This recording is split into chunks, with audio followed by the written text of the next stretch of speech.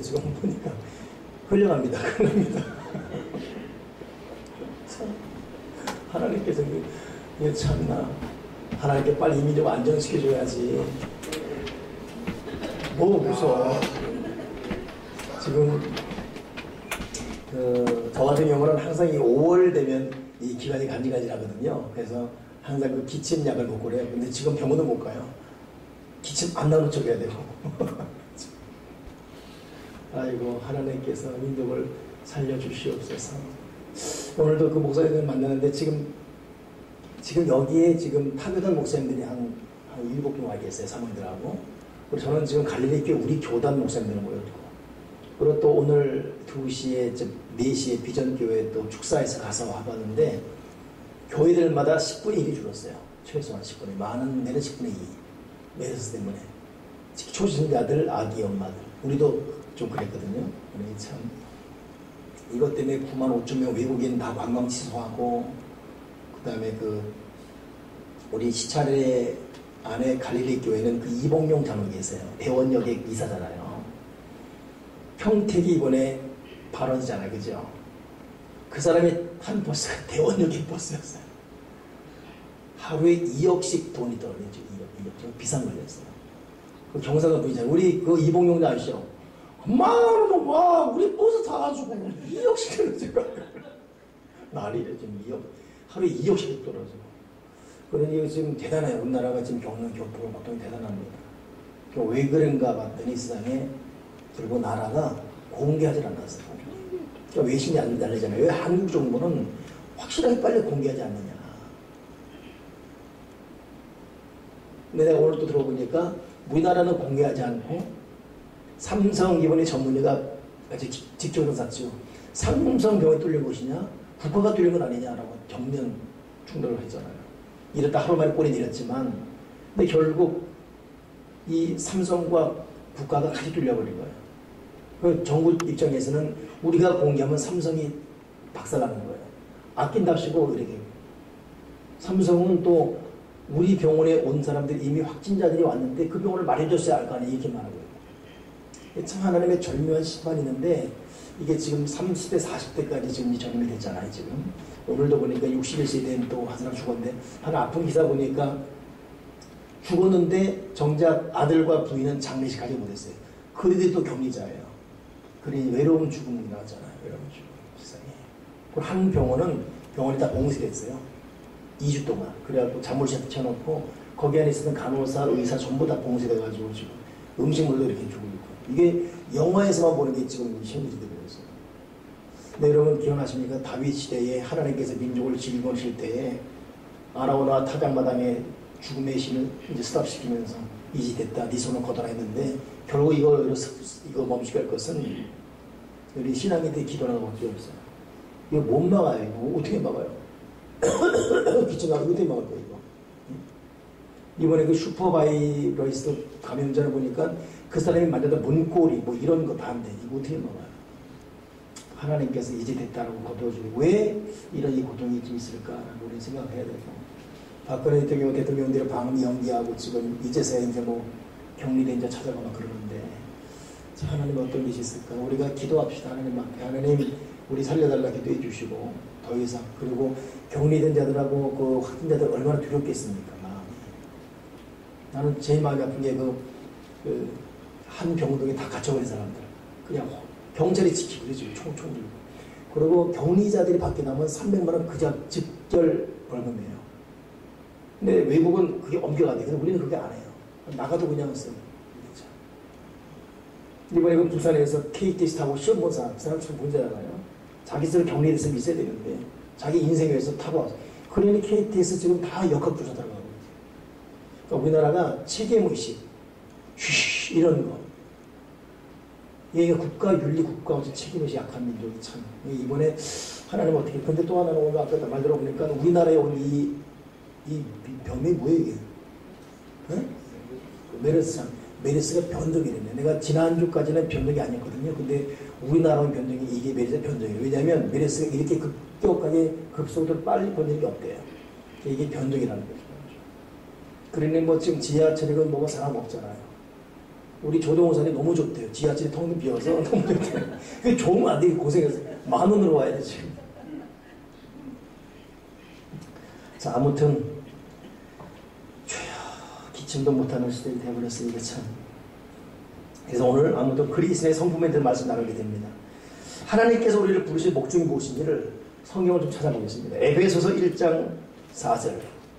에베소서 1장 4절. 우리 지금 최성 이사님 맞아요? 우리 화장이 박사님 있어요. 최성 이사님. 너무 보고 싶은데 저분은 지금 직장 생활 시간이 겹쳐가지고 못 나와요. 나오고 싶은데. 그래서 이제 참 어려워 있었는데 겨우 시간에 나온 상태예요. 오늘은 또 여러분 우리 은호 온 거 아시죠? 응? 우리 영원한 우리 은호 세상에. 내가 누군지 몰라 인사 못 시켰어요.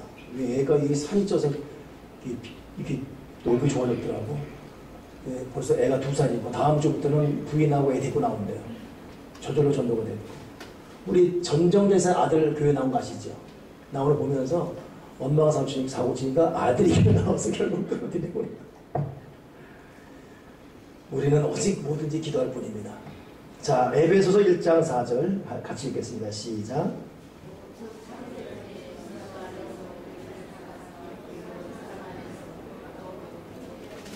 아멘. 여러분, 하나님께서 우리를 부르신 목적이 뭐예요?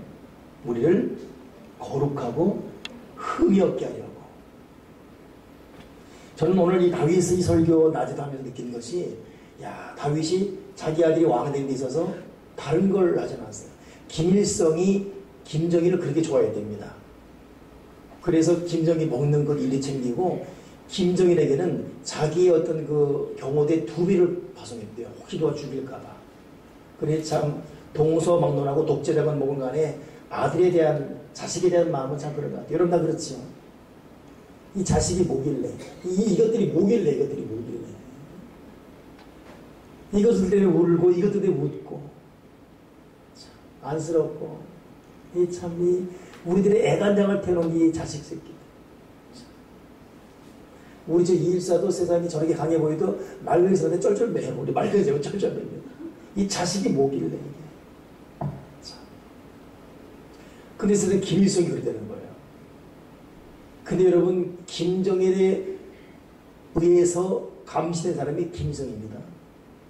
정작 마지막 심장마비 죽을 때 김일성이 보좌관이 없어가는 거예요. 이게 참 아이러니. 이게 자식은 그런 겁니까? 참. 근데 다윗 보니까, 다윗 자기 아들에게 너 내 대신 왕이 되는데 너 이렇게 군비 축적하고 저렇게 세우고 너를 갖다가 밤에 누구 죽이지 보니까 독이 들었나 북에다가 은수 한번 꽂아놔보고 은이 변하나 안 변하나 이런 거 말하는 게 아니라 딱 한마디, 너 힘써 대장부 되자. 힘써 대장부 되거라. 마음을 크게 생각을 크게 비전해서 하나님의 사람이 되고. 이거 여러분 대단한 거거든요. 그래 다윗은 정말 영의 사람이에요. 하나님을 바로 하는 사람이고 믿음의 사람입니다. 여러분, 하나님 아버지가 지금 저와 여러분을 향한 뜻은 거룩해져라 이것입니다. 흠이 없고 거룩해져라. 근데 우리가 거룩하고 흠이 없으면 하나님은 계속 택함받은 백성일수록 거룩하지 않고 흠만 우리 생각이나 마음이나 행실 때문에 충돌할 수밖에 없어요. 근데 가만히 봐도 여러분, 거룩한 게 참 좋습니다. 거룩한 말, 경건한 생각, 거룩한 행실이 참 좋아요. 그런데 아무리 생각해도 여러분, 신앙인들 잦은 농담, 무슨 뭐 거친 말들, 이게 좋은 게 아닌 것 같아요. 그러니까 인격적으로 거룩하게 잘 큰 것이 얼마나 좋은지. 두 번째 여러분, 우리를 향한 하나님의 뜻, 로마서 8장 29절. 로마서 8장 29절 읽어보세요.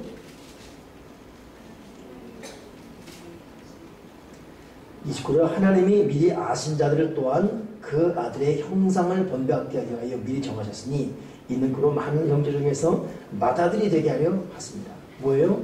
하나님의 뜻 첫째는 거룩하고 흠이 없게 하는 것이고, 두 번째 뭐예요? 우리로 하여금 예수님의 형상을 본받게 하기 위하여. 이것이 우리가 하나님 앞에 부르심 받은 목적이고, 오늘 제가 목사로 여러분 여기 있는 이유것이에요.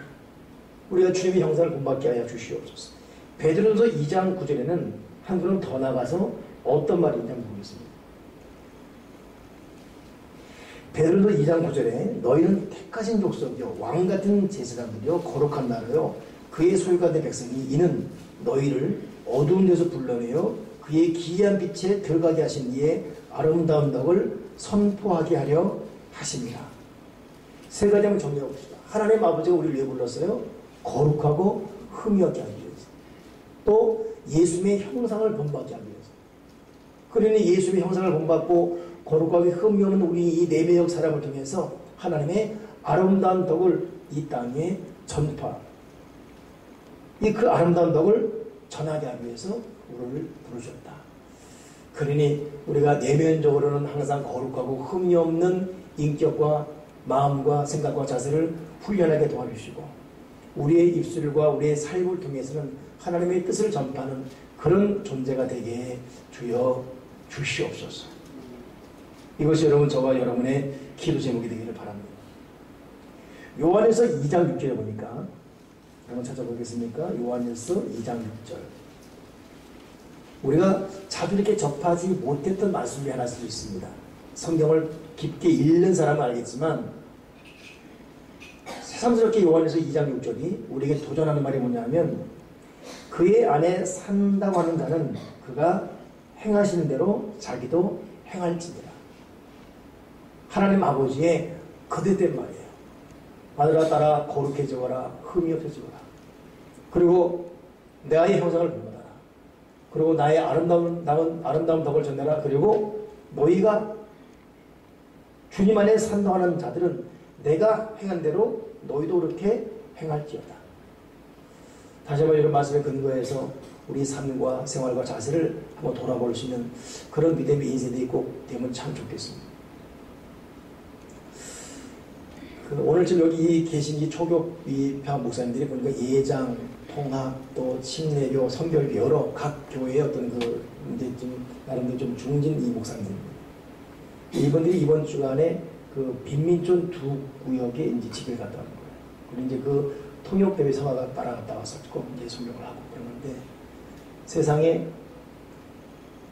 한 지역을 중심으로 15분 거리인데 이게는 완전히 극빈층입니다. 그리고 한 지역은 너무너무 잘 사는 거죠. 요 15분 거리예요. 15분. 근데 여기는 너무 잘 사는 나머지 예수를 몰라요. 그리고 이쪽은 너무 가난한 나머지 의지할 것이 복음밖에 없어요.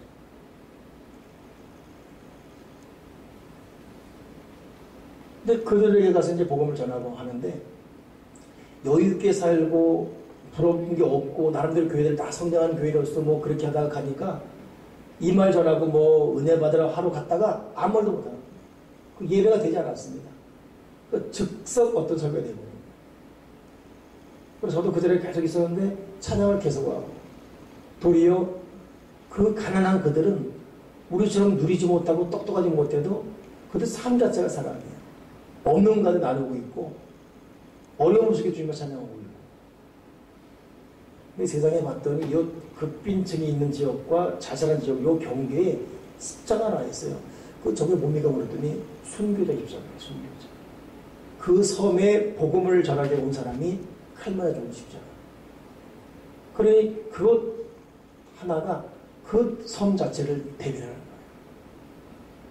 그러니 이쪽에는 돈 많고 향락과 사치와 낭비와 음란이 있는 번성한 도시인데 이쪽에는 그 극빈처가 있음에도 불구하고 그 섬이 유지된 이유가 그 있는 사람이 하는 말이 저 누군가는 누군지 모르지만 저 죽은 저 사람 한 사람 때문에 그래 저 십자가 앞에 지금도 저 십자가 때문에 하나님 앞에 돌아오는 사람이 많다는 거예요.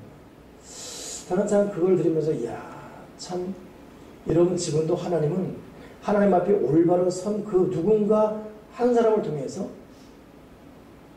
하나님을 본받고자 애쓰는 그 사람을 통해서 그 형상을 본받고자 하는 그를 통해서 지금도 복음이 증거되고 하늘나라가 전파되게 합니다. 왜 하나님이 우리로 하여금 내 형상 본받아라. 너희 거룩해져가라. 내 아름다운 덕을 전하라. 너희가 내 안에 산다고 한다면 내 뜻대로 행해라. 왜 이렇게 말씀하냐면 그런 사람이 돼야지만 하나님은 하나님의 일을 할 수 있는 거예요. 뜻을 전할 수가 있습니다. 어제는 조용준 목사님 전화 온 거예요. 와가지고 나한테 목사 잘 있는가? 이제 친구니까 있는가? 잘 있다고. 우리한테 오는 것 있지 않았지? 그거 있지 않았다고. 불안한 거야. 안 올까 봐. 아, 또 그 말가 마음이 아프대요, 또. 그러니까 우리는 그냥 설렁설렁하고 할지 몰라도 그 시골에 있는 그들은 기다리는 거예요. 날짜 8월 첫 주에 했는데 어떻게 된지 날짜 그대로지. 아, 그거는 좀 바뀔지 모르겠다. 왜냐면 일정 때문에 7월 말과 8월 초. 우리 기다릴게. 거기는 주일학교들이 없어요. 가봤자 우리가 노인들 데리고 설교하고 그 노방전하라고밖에 없어요. 근데 젊음을 느끼는 우리들의 어떤 기도와 찬양이 기다려집니다. 있지 않았지 않은데 친구 그 말에 마음이 이렇게 아픈 거예요. 또 같은 지역에서 한 시간 떨어진 저 남도에 무슨 교회죠? 김성일 목사님 교회? 네. 거기는 또 우리가 여기하고 말하면 안 돼. 그럼 또 삐집니다. 왜 니네 1년 연속 오기로 가느냐 또 삐지. 그러니까 말 못하고 지금 거기는 말 못하고. 근데 참 우리가 무엇을 하는데 우리를 기다리는 거지. 근데 사실 저는 갈등이 있어요. 왜냐하면 어린이집도 없는데 가야 되나는 생각도 들고 좀 그랬거든요. 근데 이 부분도 우리 교인 이분에 가야 되지 않겠냐. 그러고 간다면 단 5-6명이라도 팀으로서 꼭 가고 싶다. 그런 어떤 자세가 없으면 갈 수가 없는 거지. 이번에 학생부 가려고 했지만 이런 학생부 수련회가 거기 가는 것이 아직 결정이 안 났어요. 참 오늘 저는 이러저런 결과 보면서 하나님 아버지는 말씀과 기도로 우리를 거룩하게 하고 그냥 우리끼리 좋고 즐기는 수련회가 아니라 우리 통해서 아름다운 덕을 정환하게 하는 것이고 일단의 무리를 통해서 하나님의 뜻을 전하게 하는 것이 하나님의 뜻인데 과연 우리 개인이 우리 교회가 과연 그런 일을 하고 있는지 참 여기에 참 순간 이 답답이 느껴지고 하나님 아버지 우리 교회가 다시 한번 내면적으로 거룩하고 흠이 없는 교회로 훈련되어지게 도와주시고 막연한 우리의 즐거움이 아니라 하나님의 뜻 앞에 올바로 부름받게 주시옵소서. 이 윤종수 선교도 마찬가지, 네팔 선교사도 마찬가지. 여러분 네팔이 정말 지독한 우상숭배. 지금도 막 짐승 피우려고 그러고 지금도 무당 부타되시고 나라란 말이에요. 그런 게. 근데 이분은 결코 그렇게 하나님 뜻 앞에 바로 무릎 꿇은 사람이 아니에요. 데모하고 인권운동하고 그런 분들. 근데 정말 제대로 근데 하필 우리 교회에서 은혜 받은 거란 말이에요. 한 번 꼬꾸라진 다음에 이제는 나를 통해서 하나님의 뜻을 참 외람된 얘기입니다만 그분은 거칠은 인생을 살아갔어요. 거칠은 신앙관을 살아갔습니다. 그 유일하게 목사님에서 대놓고 담배 피는 분이에요. 유일한 목사님이 신학생에 술 마시는 분입니다. 그리고 우리가 뭐라 그러면 너희들이 술과 담배를 알아보지 않고 어떻게 술 먹고 담배 피는 사람이 신중하게 그렇게 했던 사람이에요. 그리고 학교 안 왔어요. 가보면 유시장가 있고 대보다 잡혀가지고 거칠게 산 사람이에요. 근데 세상에 50 중반에 우리 교회에서 1박 2일 동안에 그냥 꼬꾸라진 거예요. 그리고 그 즉시 술 끊고 담배 끊었어요. 우리 교회 와서 1박 2일 만에. 그러고 나서 지금까지 그거 다 무로 돌려버리고 내가 이제는 내 인생을 하나님의 복음을 전하는 대로 하겠다. 그래서 그대로 네팔 가버린 거예요. 자기 부인 그 수고하면서 돈 많이 버는데 그거 다 내려오게 만들어버려요. 그러니 사람이 난리 났죠. 지금 미쳤냐 돌았냐 지금. 응? 당신 내가 평생 고생하고 있는데 수고하면서 꽤 300원 받았어 월급도. 이거 다 내려오게 만 뭐하는 짓이냐. 근데 이유 없다. 우리 죽더라도 가져줘. 가버리는 거예요. 그리고 이제 우리 교회 이름을 한 거예요. 네팔 세명교회. 우리는 다 이름도 안 줬습니다. 그래 가는 거예요. 거기서 그냥 네팔 세명교회로 사용한 거예요. 그래서 정말 1년 동안 정말 죽도록 했어요. 정말. 야, 그 참 험하게 사는 분이 거꾸라지니까 놀라운 변화가 있더라고요. 근데 그런 1년 반을 산 그 사람에게 온 것은 지진으로 성경 교회가 다 무너지는 거예요.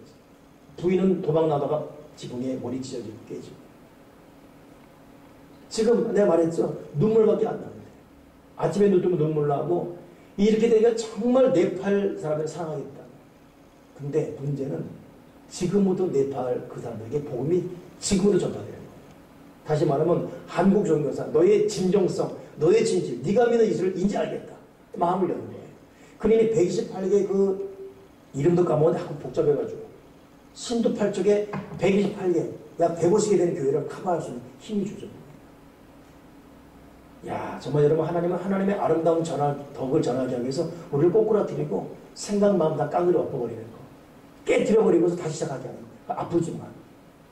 왜 그랬죠? 하나님의 아름다운 덕을 전하게 하기 위해서.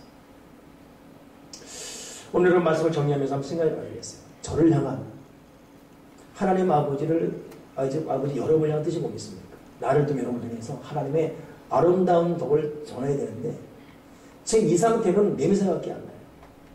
여전히 우리 속에는 거짓이 있고, 아집이 있고, 교만이 있고, 혈기가 있고, 자랑이 있고, 음란이 있고, 탐심이 있고, 그 아이에 향한 자존심이 있고, 자기 이해관계에서 얼마든지 거짓을 예랄 수 있고, 예를 거짓을 말할 수 있는 참 비겁함. 이래가지고 아름다운 덕을 전할 수가 없는 거야. 그러니 계속 우리에게 너희 거룩해져라, 흠이 없어져라, 내 형상 본받아라, 네가 나를 믿으면 내 뜻을 행해라, 나는 너를 통해서 나의 아름다운 덕을 전하고 싶다. 이거예요, 주님의 메시지인 것이에요. 우리는 이 상태로는 하나님의 아름다운 덕을 전할 수가 없어요. 주님을 전파하게 도와 주여 주시옵소서. 하나님 아버지, 우리 어떻게 타치하고 오시든지 하나님, 나의 마지막 목적은 하나님의 아름다운 덕을 전하는 나와 우리 교회가 되게 도와 주여 주시옵소서. 그런 의미에서 이번 한 주간도 여러분 거룩하고 흠이 없고 주님의 형상을 본받고 주님의 뜻 앞에 바로 무릎 꿇을 수 있는 저와 여러분에게 주님을 축원합니다. 기도하겠습니다. 하나님 아버지, 나를 향한 하나님의 뜻은 아름다운 덕을 전하는 것, 바로 이것인데, 지금 이 상태에서는 하나님의 아름다운 덕이 전해진 것이 아니라 내 성깔, 내 스타일, 내 자존심, 나의 냄새나는 구석이 전파되는 것밖에 없음을 고백합니다. 주여, 이제 나를 깨뜨려 주시옵소서. 내가 녹아지게 하시고 내가 진실로 주 앞에 항공하게 하셔서 내 속에 모든 더러운 것 다 주 앞에 쏟아놓고 거룩하고 흠이 없고 주님의 형상을 본받고 내가 정말 주를 믿는 사람이라면 주님의 뜻을 행하는 자가 되어 결국 내 인생이 하나님의 아름다운 덕을 전하는 그런 인생이 꼭 되어지게 도와주시고 우리 교회가 그러한 교회가 되게 주여 주시옵소서. 주 예수 그리스도 이름으로 기도합니다. 아멘.